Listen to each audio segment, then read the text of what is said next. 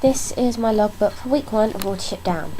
This week we analysed the story and the characters, which helped to understand the story and how the characters were affected along the journey and the hardships that they endured.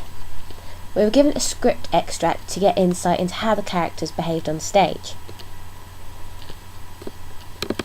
The script extract we were given was the scene where Fiver has his first vision, I guess you could call it, of danger that's going to hit the Warren.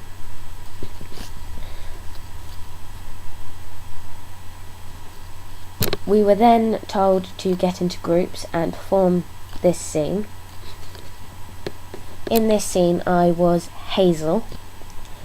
I was asked to be put as this role for this group task, as I wanted to challenge myself to see if I could step out of my comfort zone a bit and do a role I had not done. Well, a similar role. I've not done a role similar to this one. I wanted to challenge myself. I feel it was not a character that suited me at the end of this task. I felt that it suited people a lot better in this class than me. Our group decided on the idea that the sign in this scene would represent the ominous danger, and it would be made out of members from our group. As the danger got worse, the sign would creep closer to Fiver and Hazel and loom over them as this ominous moving entity. And then Hazel and Hazel and Fiver would cower and run away. We watched the other groups who also did this scene, and I took a lot of mental notes for future reference for characterisation. We then teamed up according to our characters, so I was in a group with all of the other Hazels, and we came up with the best parts of the characters, our character, to better our characterisation. This gave me new ways to view Hazel.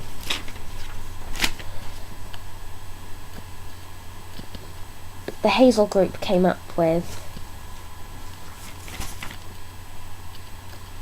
words loyal, protective, brotherly, understanding, mature, and cautious. I felt these words best described Hazel, as he is the physical definition of these words. He's all these things and so much more as the play goes along. We then, later on in the week, did intense physical exercises to help with rabbit movements, but I feel that my movements are a bit stiff and are very lacking in rabbitiness, I guess you could say. We did team building exercises to build trust, as in the play we have to work together as a unit and a warren. I felt this, if we do more of this, I think we'll work a lot better together. We also did activities involving neutrality, awareness and articulation. Right. Neutrality. For neutrality, we remain motionless, sat in complete neutral pose, still, poised, ready to react. We showed being neutral gives concentration and focus and helps to respond to reaction. For awareness, we use methods like following hands. We paired up, I was in a 3. Walking around the room, following a person's hand. This really helps with focus and awareness and concentration. This is very good practice also for spatial awareness and communication, as we had to be very careful not to bump into each other with following the hands and guiding people. It was a lot of fun, but it did cause a little bit of chaos. For articulation, we paired up and used 4 moves to make physical communication, making sure the meaning and purpose was easily deciphered. Body gestures were used in this to reflect emotion, the emotion we were trying to convey. We then linked the moves by continuing physical contact, making the conversation easier to understand. And then we were set a task to think about the characters and what we'd say is how we'd characterise them.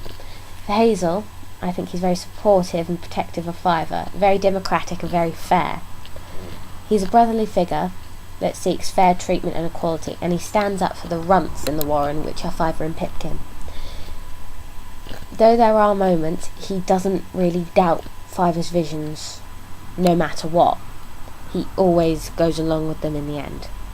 For Fiver, I said he's very jumpy, very skittish, but when he has visions, he becomes very determined to save everyone.